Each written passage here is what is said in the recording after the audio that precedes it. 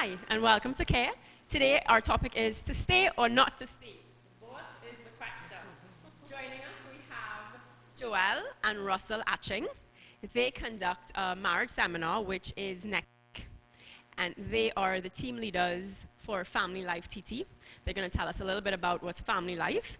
And we're joined once again by the founder of the Elpa Center, Rebecca Ali Govaya. Rebecca, thank you for coming. Rebecca was here for the Zika episode that we had, and a part of what Elpis does is deal with couples therapy and whatnot. So we've invited Rebecca back to help us decide, do we divorce? Do we call it quits? Do we commit? Or do we hang in for dear life? So I'm gonna let Rebecca. I'm gonna let Joelle and Russell start off and tell us about what's the Family Life TT. What you guys cover, everything that you cover. Where can we find you, etc. And what you guys are all about. So Family Life, we're a non-profit, non-governmental organization. We're present in over 100 countries worldwide. We are part of the organization Campus Crusade for Christ is our umbrella organization. So we are basically an education organization. So we teach biblical principles for having a successful family, be that marriage, actually even before marriage, so pre-married. We also have single life seminars and workshops. We also deal with parenting, the parenting aspect. It's called Growing Kids God's Way. We also deal with your aged loved ones. So how do you deal as your loved ones age, your parents, etc. How do you manage that aspect? How do you manage the empty nest when your children leave the home? So we do this through workshops, conferences. We have an annual conference called the Weekend to Remember that deals with marital relationships, pre-married relationships. And then we do small conferences like workshops where we will take a particular topic, like let's say communication, let's say parenting, and we will have a focus group of people that will come for over a period of like 6 sessions to go through the various issues. So that's some of the things we do. We also have lots of resources. So we have DVDs, books that are all based on topics to deal with strengthening family. Oh, phenomenal. And you said that it's an NGO. How are you guys funded? So we have corporate sponsors. We have individual sponsors as well. So we have people that contribute to us monthly. We have basically right now 2 full-time staff. And those staff are funded through people who say, I want to contribute to this organization. So it could be individuals, companies, donations. We just survive because people know the importance of family life. Just great people. Yes. How is it something that I have to pay for these seminars, or are there like free arms and then charged arms? Yes, so we do 2 things. What we try to do, we do have registration fees, which allows us to be able to host the conference, because of course their venue costs, that kind of thing. So we would ask people to pay like a registration fee, and we also get corporate sponsors. So we're able to keep it at a very low level so it's affordable. So for example, the conference that we have coming up this weekend, it's $900 per couple, but that includes your meals for 2 days, refreshment breaks morning and evening, and a manual, which you get like this manual that is a hardcover manual and that you can keep and use. I mean, we still use ours from since 2001 when we went to the conference. So, and so that is all encompassing for 2 days. So that really does not cover our costs. So we have corporate sponsors that come in and say, okay, I want to support this, and so we're able to keep it at that cost. And we also have what we call a scholarship fund. So some of the money goes towards scholarships for those who really can't afford it. We do ask them to pay something because we've actually given a lot of free scholarships, and you know what happens if people don't show up? Yeah. So we have decided that we will ask them to at least invest something, and then we have a scholarship fund that we on a case-by-case and need-by-need basis, we allow people to access those funds. We don't like to turn away anybody, so several people have called and said, listen, I really want to come to this conference or this workshop or whatever we're having, but I can't afford all up front. So we say, okay, well, you could pay some now, you come, and then whenever you get the money, you pay. So we're flexible. That's fantastic. Thank you very much. I'm going to just let Rebecca tell us about the Elpa Center now. Yes. So the Elpis Center is a pregnancy and family resource center, but part of the work that we do, and me in particular, from a research point of view and from a policy point of view, is to host conferences that educates people all up and down the region. We've had 2 in Trinidad, we've done 1 in Barbados, we're going to Guyana later in the year, that educates from a policy standpoint on family and life values. In other words, is marriage more than a contract, more than a covenant? Is it a public good? You know, is marriage important for a healthy society? And if it is, then... Difficult question. And if it is, which it is, based on the research, what do we need to do? How do we need to think differently? How do... You know, how should we encourage government policy differently? How should churches behave differently, and even at a community level? And then on the other side of it, we do one-on-one counseling with women who are struggling with various issues. And honestly, most of them, Marsha, are relationship-based, right? So there may be a depression, or there may be abuse, there may be domestic violence, there's a lot of things that people are dealing with in this country. And so when our psychologist deals with these women one-on-one, what we see coming out of that is an increased need to educate, right? Which is why I'm here. And then I also deal with teenagers in the context of our Healthy Respect program, which is a prevention program. We want to cultivate... Rebecca's always... We want to cultivate young people who can make healthy choices, and that includes choices about their sexuality and marriage and parenting, right?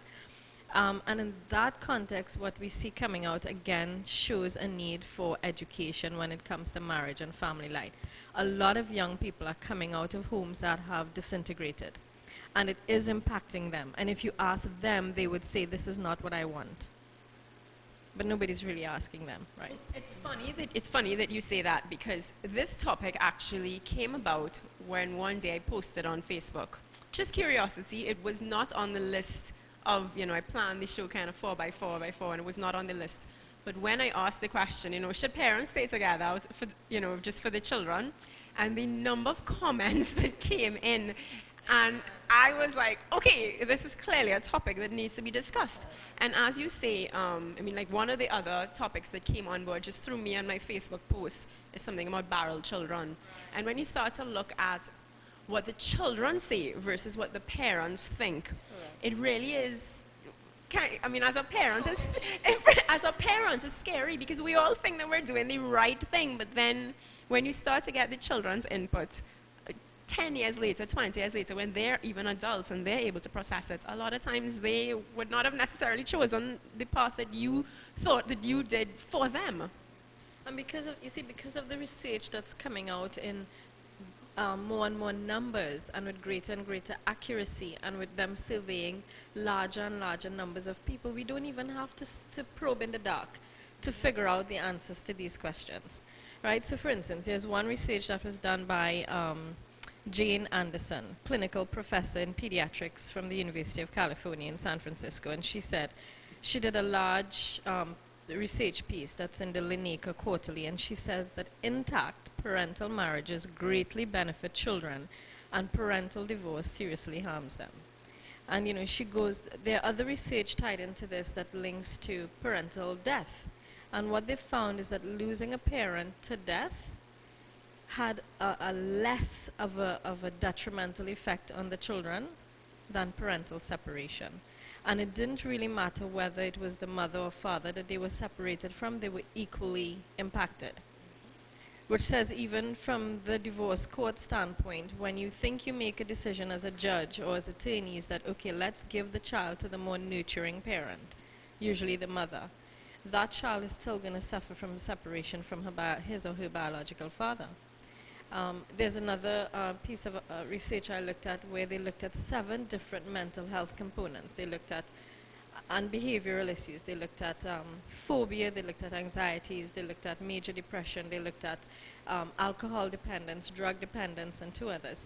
And what they found was that children who were separated from their biological parent through divorce or just separation if it was a common law type relationship, did worse on those, the risk factors for them developing those pathologies were higher.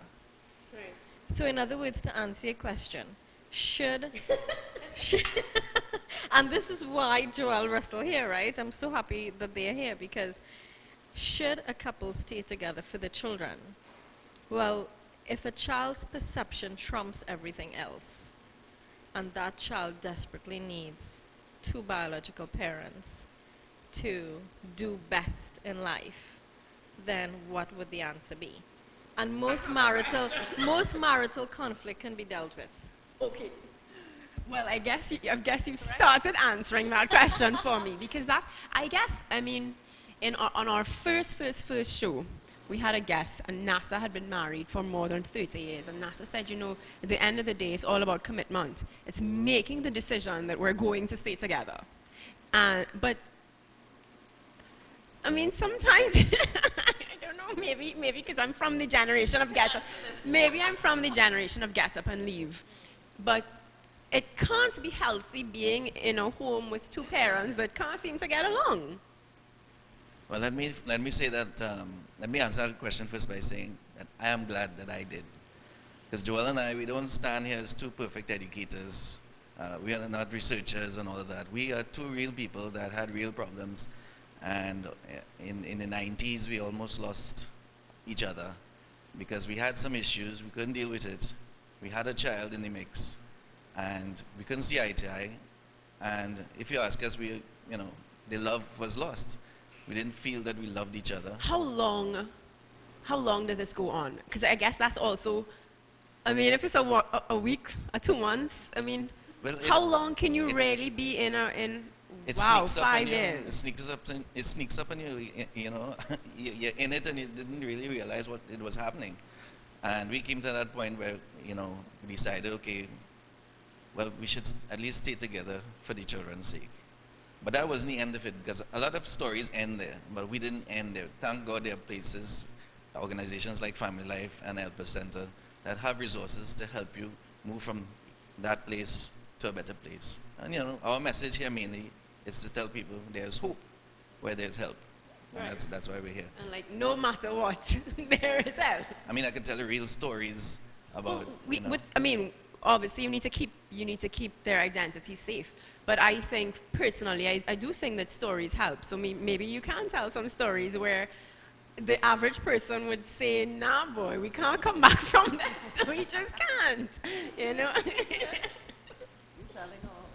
Okay, so I'll tell our story. Oh, wow, it's very. I never get somebody to tell their own story on the show. Yeah. So yay. We have told our story, and we continue to tell our story because we know it will help somebody out there. So basically, we were living in the home as two strangers. Now, I would tell you that we don't know what honeymoon bliss is. At least I don't know. I think he thought he knew, but I was really in turmoil from the get-go of our relationship. So from year one, it was a struggle for us to get along because we are two very strong-willed individual people. So why get married? Like, did you Well, guys not date? Yes, we did. And it's funny because you get along before you get married so well, because you're not really in each other's space to the extent that you are after marriage. And it is Okay.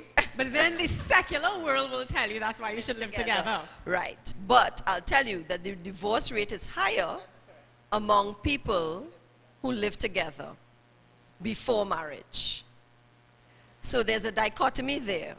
But anyway, I'll get back to our story where, we really could fitting together was difficult. So we started off conflicts like it's really personality differences. So things like how the toilet paper should roll over the top or under the bottom. And this is what people really argue about, we have found out.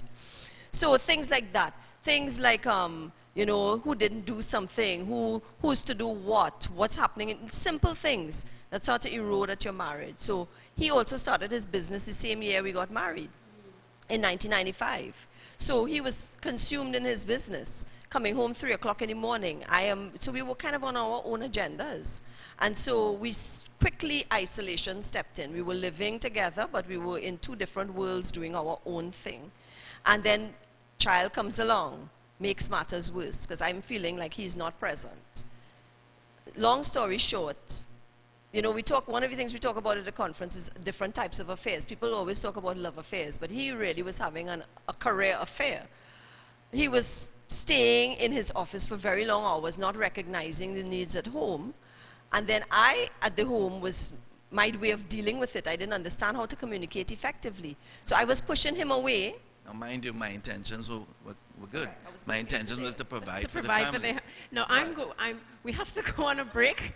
I've actually been pushing this break back for quite a while. We have to go on a break.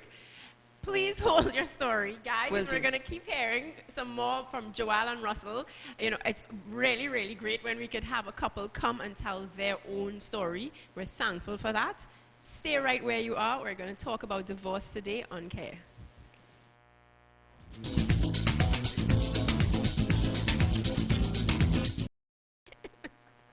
I really wish sometimes that what I'm going to start to do is tape what is said during the break, because I feel like the real bacchanal happens during the break. We left Joelle and Russell talking about their story. If you're just joining Care, we're talking about divorce. You know, should we stay, shouldn't we stay? Is it better for the children or not?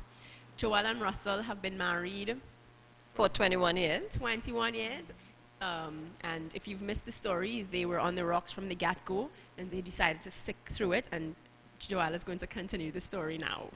Yes, so I was at the point where I was talking about the fact that he was having a career affair. Now, the hard thing about these you can have an affair with a career, with a hobby, where it's anything that's pulling you away from the primary responsibility of the home. And that career affair eventually turned into a love affair. And so...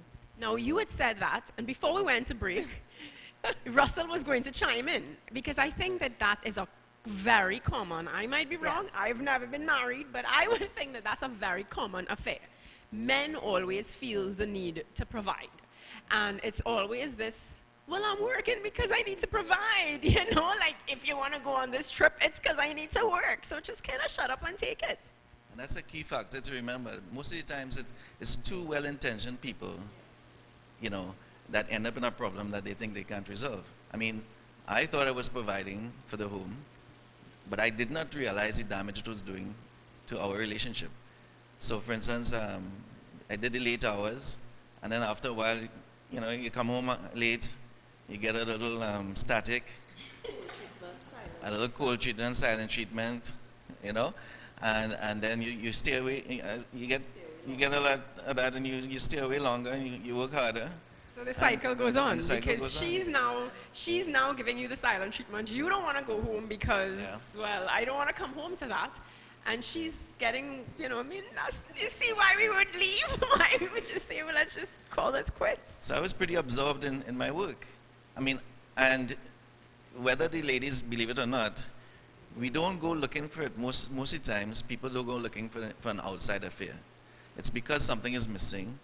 They get wrapped up in something else, and then you want a little relaxation. And sometimes somebody comes along that gives you an ear. There's somebody to talk to. Then you get a friend, and you know that friend is of the opposite sex, and things are cool at home. I mean, guess what's going to happen? So it's inevitable.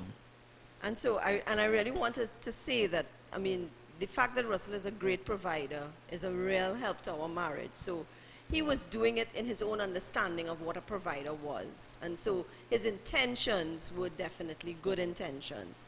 And then, but the thing is, those intentions out of balance is what goes more to the negative side. And so staying away, and us not connecting, you have to have, there may be seasons in your relationship where you have to work long hours, but you have to always build into that the connection time, or else it is going to erode at your relationship. But we didn't understand those things. We didn't know those things. So then the gender differences come in. So women are emotional. We are also holistic. So we think in terms of relationship. So for instance, the relationship is not going good. intimacy is going to be affected. Because as a woman, I cannot have intimate relations with you if I feel that our marriage is broken, if I feel we're not connecting. For a man, it's different. You can have switch an on and switch argument off. now, Yeah. and then within an hour, he's ready to be intimate with you. And he separates it. He thinks in silos. So that's where the gender differences come in. So I didn't know that me withholding intimacy from him was making him sink into a deeper hole. And you see, so we think... How as a woman, because you hear this all the time, how as a woman do you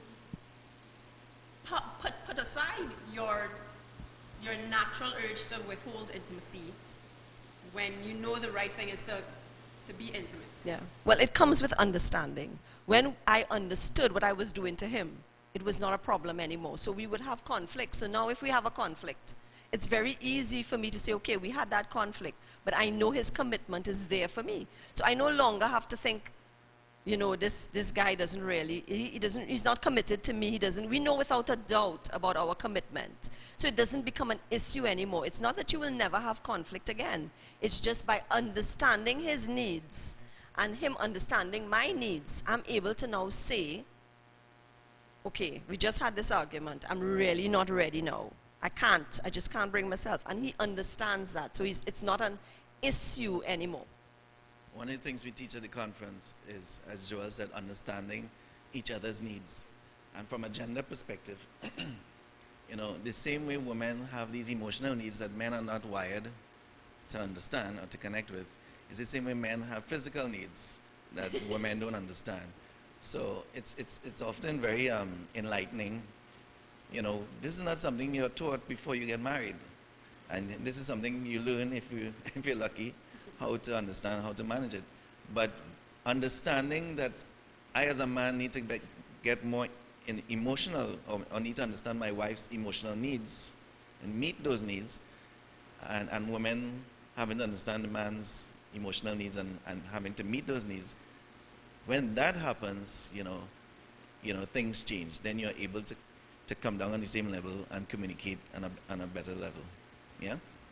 But we get sidetracked from the story,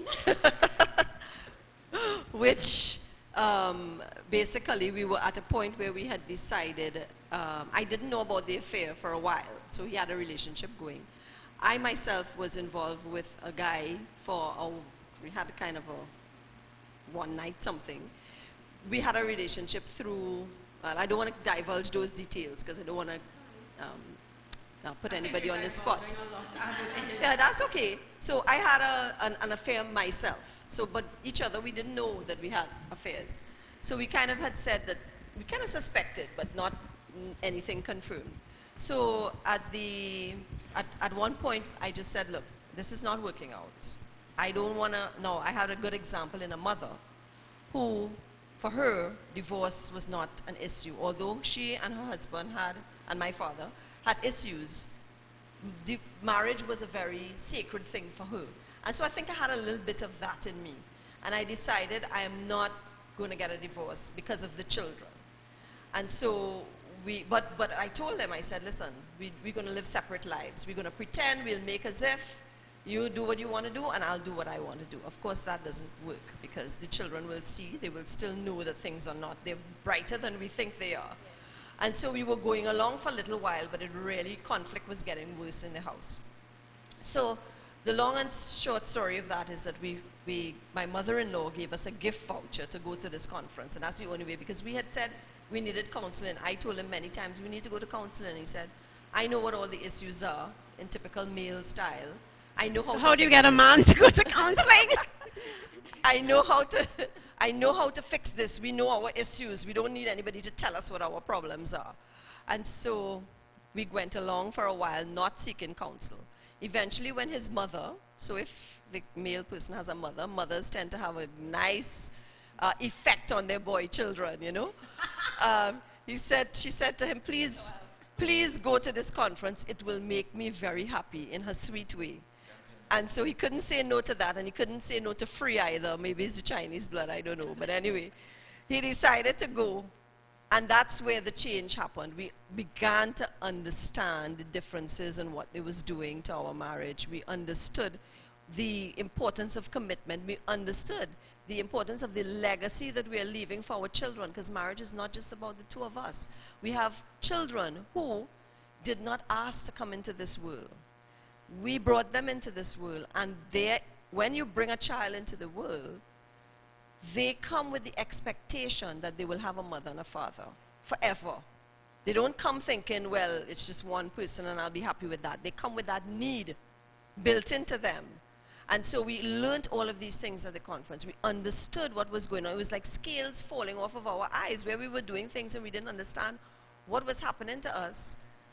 We began to understand each other. We began to communicate with each other. We began to understand what makes good communication. We began to understand that we needed to meet each other's needs, what each other was going through. And that was the beginning. Did it end there? No, it didn't. We had conflict still. But we left there with a resolve to commit to each other. And by then time, we still didn't know that we had had affairs. So by the time we were able to, then that came as a double whammy. We had to learn how to go through that again now, after we felt we came this far. The aspect of infidelity came now as a new thing for us after the conference. How do we deal with this? But we had the tools and we were equipped to deal with it, and we had already made the commitment to each other. And we said, okay, we could get through this. And it was both of us taking responsibility, because we have a way, especially as women, to say, well, if he do that, that's the end of that. He went outside. We don't understand that him going outside is meeting a need that we were not meeting a lot of times. It's not always the case. There are cases where it's just an addiction. There are different things. But for the majority of people, if things are good in the home, the men won't have a need to go outside. So it was taking a responsibility for my part, him taking a responsibility for his part, and deciding that we will operate now from ground zero. What we did in the past, we didn't know. We were not operating with knowledge. Now we have the knowledge, we could take it from here, and we've built, and now we tell people we love each other more. I love my husband now more than I did with infidelity in the picture when we first got married. I didn't know what love is when we got married. Now I do. We do, I should say. So I don't know if you have anything to add. To that. Oh my gosh, where were all of y'all when I was growing up to teach me these things, boy? Too late. Boy, I want to come to every course. And you know, to add to what they're saying as well, there's another conference I had gone to, and one that Alpha Center also encourages people to go to. It's an annual thing, and it's done by Dr. Steve Stosny.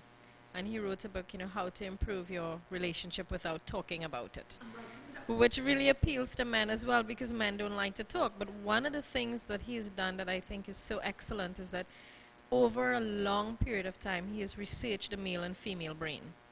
And yes, they are different, especially in terms of, in a relationship context, how they connect, you know, like Joel and Russell are saying. And one of the things he drilled into is that for men, shame is an issue. For women, anxiety is an issue.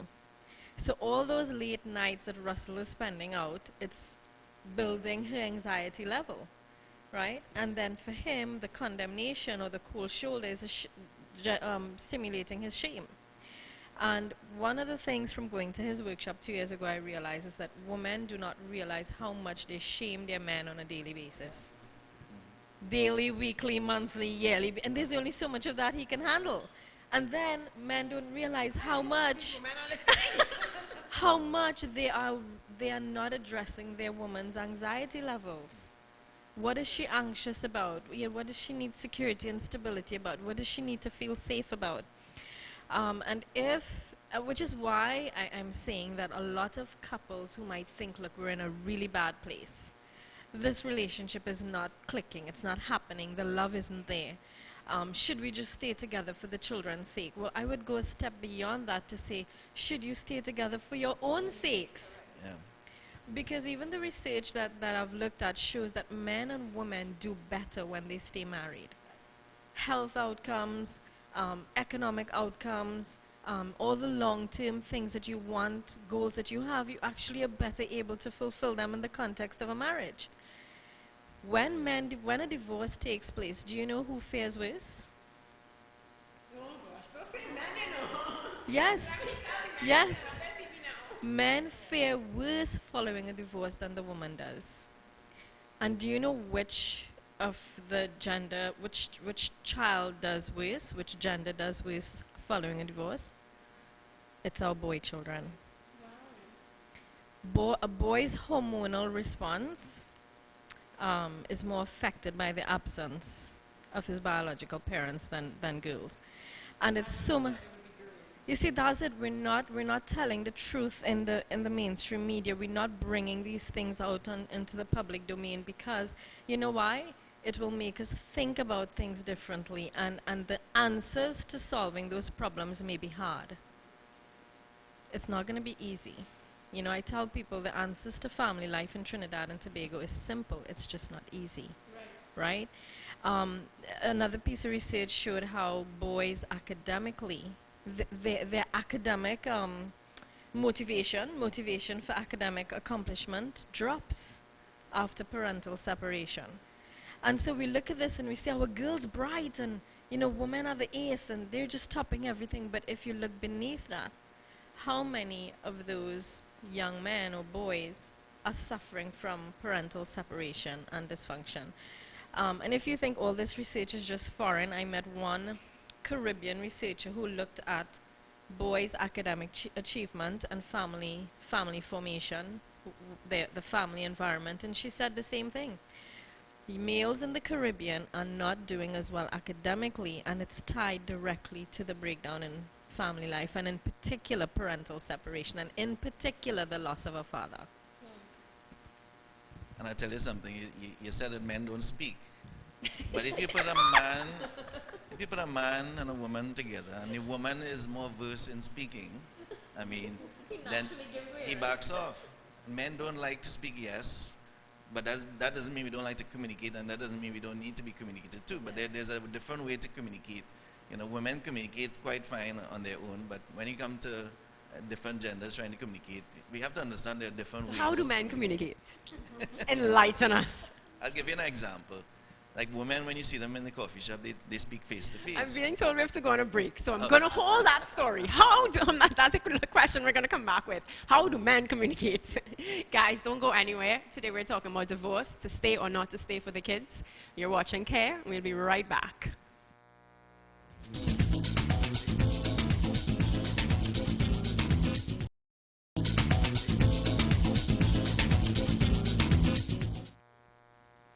Hi, and we're back.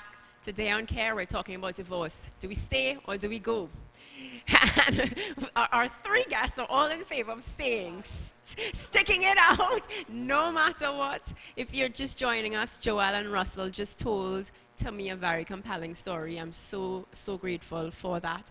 A story of affairs, a story of mixed communication, really just not feeling the love for each other. And 21 years later, they're more in love than they were when they got married.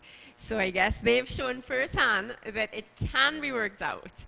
Before we go back, because we were hearing from Russell when we went on break, we have our sex ed capsule, so we're going to go to that now. That's just a minute long, and then we get to hear from Russell, how do men speak? So stay tuned for our capsule.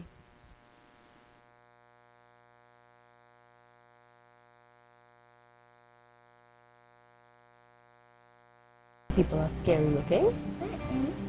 Some bad people can be really nice. They can even give us candy. What bacchanal is this? Yes, and some bad people can even be our caretakers.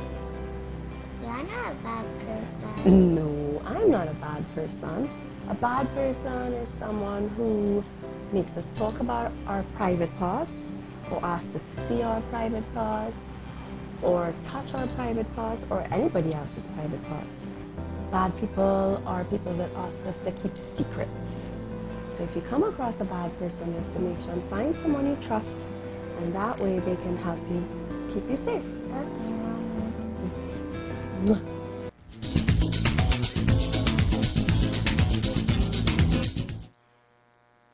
And we're back. So we're going to hear from Russell now. Russell is going to tell all the girls out there, how do men speak? Because he's saying that they speak, but they just don't speak the way we speak. Well, you put me on the spot there. But, you know, a simple observation, you look at women, they speak face to face. But a lot of men, we don't do the face to face thing. We do the shoulder to shoulder thing. So for instance, you don't feel that somebody's communicating to you if they don't look at you in the eyes and they speak to you that way. But for instance, a man, if I'm painting the house and Joel just comes and stands or sits and looks at me and be there with me, looking out for my needs, okay, let me bring some water for you and so on. She could sit there for 3 hours and not say a word, and that would be a lot for me, you know?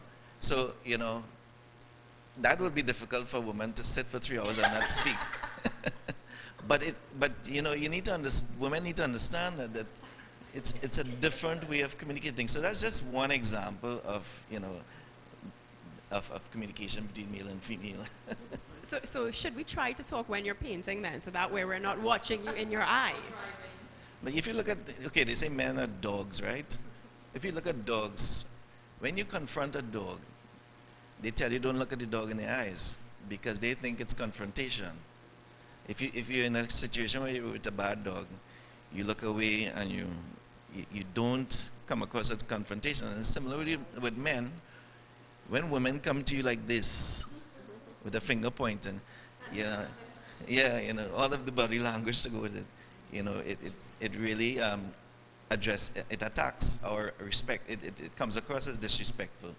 And that's one of the things we learn too. Women need love and men need respect, you know. So anything that will come across as disrespectful, we kind of move away from, yeah. Wow. Now, Rebecca, you brought up a lot of good points, a lot of good questions in the beginning. You know, in terms of a society, is marriage necessary for a society, etc. Can you just go through some of those questions? And while you're at the questions, I want you to answer them. Oh yes, under the gun here. Yeah, so one of the questions I had posed at the very beginning, which came out of our conversation before we did the show, was, what is marriage really about? And is it necessary? And is it just a private matter between two individuals? So they decide to get married, they do a marriage contract, they may go to, if they do a religious ceremony, you go to your faith and you do your ceremony and then you go back home. Is that just within the four walls of that couple's home? Or is it more than that? Does marriage mean more than that for society? And the answer is yes. I would go as far as to say, based on reading the research and the material, that marriage is a public good. In other words, marriage is necessary for the continuation of civilization. It is necessary for the sustaining of life. It is necessary for raising children in a healthy, wholesome environment because they do better. Well, I will just point them to the research. It's fine. I mean, you know, we're in a democratic space and people are free to disagree. But you know, I would say to people, I came into this somewhat accidental in a way. I didn't, I'm a lawyer by profession. I didn't set out to figure out why people should stay married and not have abortions, etc., etc. And I would say my mindset has been more one of public health concerns. Are we encouraging behaviors or by omission, in other words, by not having policies and programs to encourage the right foundations in our society, are we causing public health concerns? And I would say yes, based on the research. So if it is that a child, as Joel rightfully put it, comes into the world needing, not wanting, it's not a fanciful I wish, right? Needing to connect to its biological parents, especially in those younger formative years, then it must mean that marriage has a role to play in developing a healthy generation, right? You can look around Trinidad and Tobago right now. We are in the depths of unhealthy behavior. Everything is bubbling up to the surface. But if you dig beneath that, what has been happening with marriage and family life over, let's say, just the last 15 to 20 years. Just in the last 3 to 4 years, my understanding is, and I would need to verify the statistics, but I was told that we've had about 5,000 divorces in Trinidad, equal to or maybe just under or just above the marriage rate. So we're neutral. In other words, we're canceling out marriages in Trinidad and Tobago, right?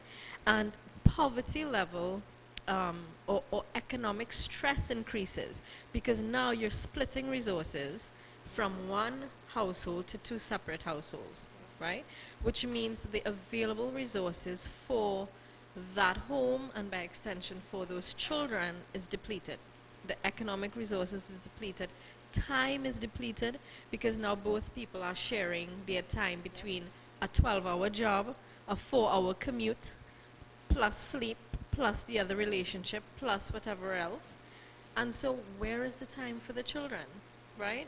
So, and then there is generally a deterioration in the man's mental health, the man's emotional health, that, a woman coming out of that marriage might say, well, I don't really care. I don't really care whether he's happy or not because he's ruined my life and I'm going my separate way, and perhaps her and her female children will be fine. But then where's the male role in building up and both male and female children need their father factor in their life. It builds their resilience. And when I say that, what I mean, it builds their capacity to deal with difficult situations or any situation in their life, knowing that there is a dad in their life to provide guidance, to be a protective factor, helps to keep our girls from destructive behaviors like what you're asking me. Well, sexual predators, human trafficking, risky sexual behaviors at younger and younger ages.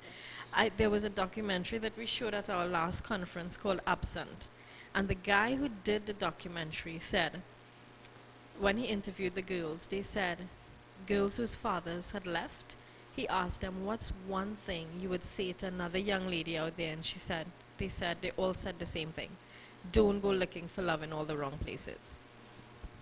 We have to go on a break. Oh gosh, I hate paying bills, but I have to pay bills. When we come back, we're going to hear some more from Rebecca. Rebecca deals with things from a policy point of view and from a societal point of view. Guys, if you're just joining us, you're looking at care, we're talking about divorce. Don't go anywhere, we're going to be right back.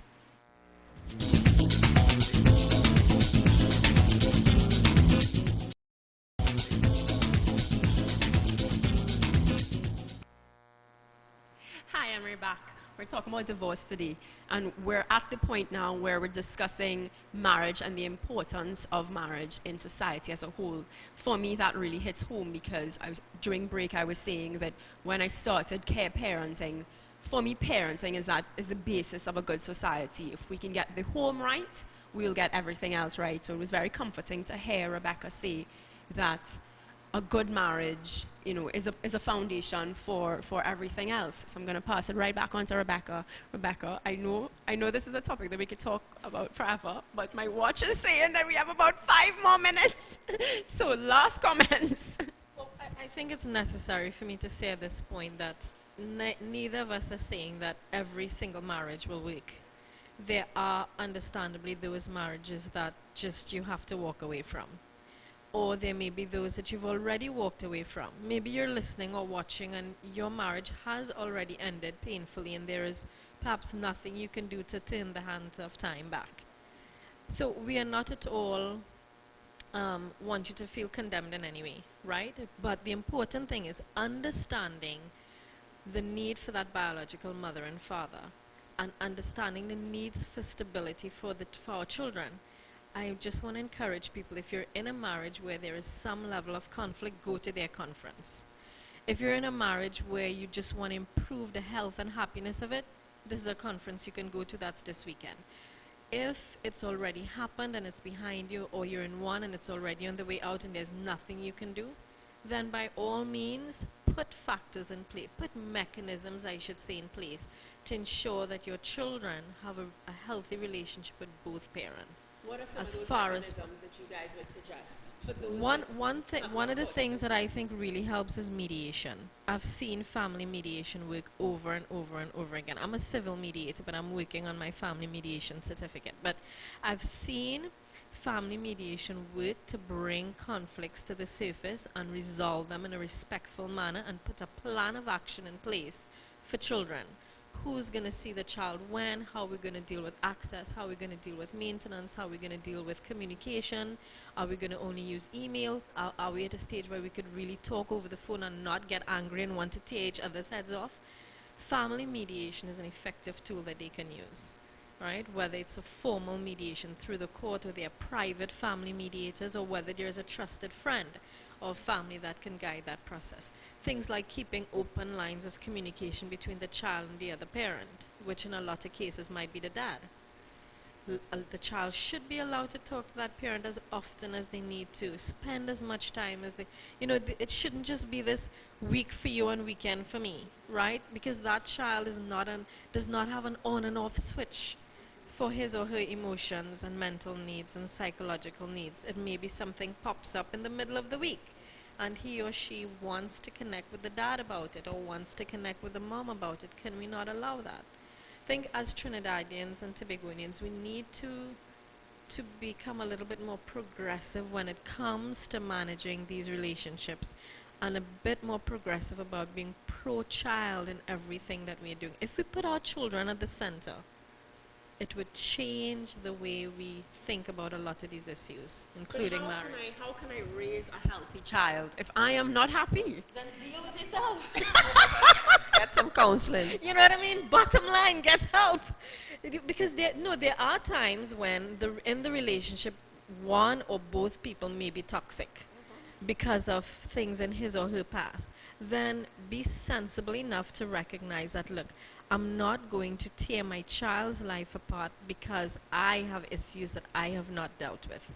Be sensible enough to go and get the help. Elpis Center offers free counseling. You know what I mean? If you can't afford it, call us, right?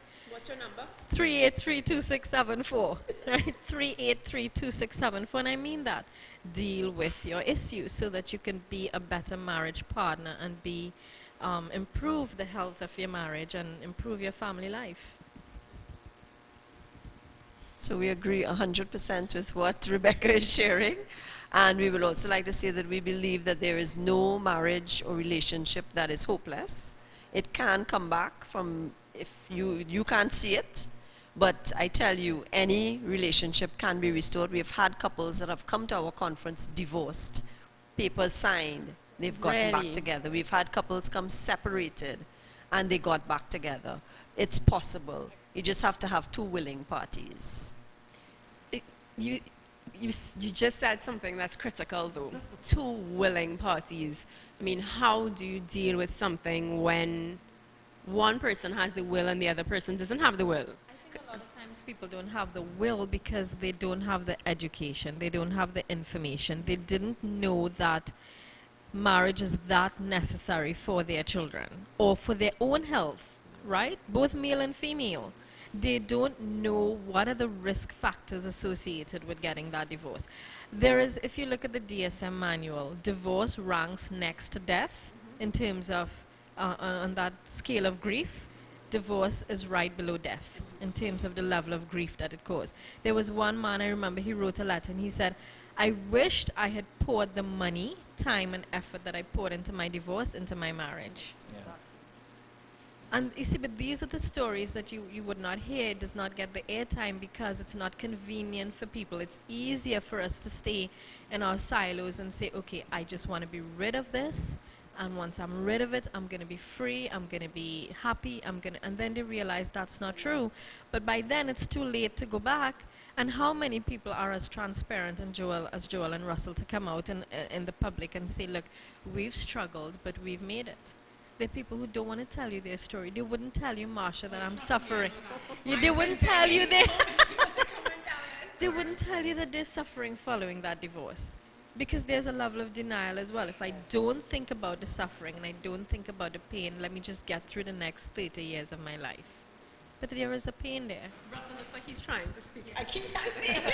I'm seeing him like... This is why I say another critical factor is that people need to understand, especially in this instant world, when everything is instant and now for now, people need to understand that conflict should be seen as an opportunity. Challenges in your marriage is like resistance when you're building muscle. It can either make you or break you. But we need to choose. We need to put a little more courage and understand that these challenges that you face in a relationship is allowed to make you better. And there are resources. There are people to help you make these challenges into opportunities. All right. So I wish we can all learn that. You know. We have just about 3 more minutes before we finish. Can we get some information in terms of, is the seminar still available? Is it open for registration? Is it closed off? Yeah, we still have just a few places, so we will close off registrations by Wednesday for the latest. But so the sooner, the rest of the spaces is on a first come, first serve basis. So the number to call for registration is 478-4645. You can also visit us on Facebook, and you can just Family Life T&T, and our website is familylifett.org. You can also send us an email at familylife.tt@gmail.com. But the number you can call is 478-4645 for further information. I posted a link to the flyer on CARE's page. They can get the registration information off of that, yes?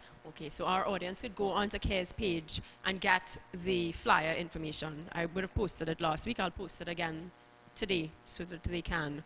And registration cuts off on Wednesday. How much is the course?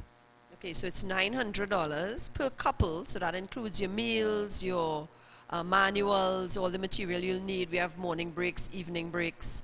So everything is included, not accommodation, please. So don't come with your suitcase. Where it's is at it? UTT Marine Campus, which is in Chagaramas. So that means you go home and come back the next You day. go home and come back the next day, yes. So yeah, it's a great conference. It's a lot of fun. You don't have to talk about your business, so you don't have to be worried to say, oh gosh, they're going to ask me what problems are facing. It's not like that. You and your partner, you connect based on what you've heard. We have application projects.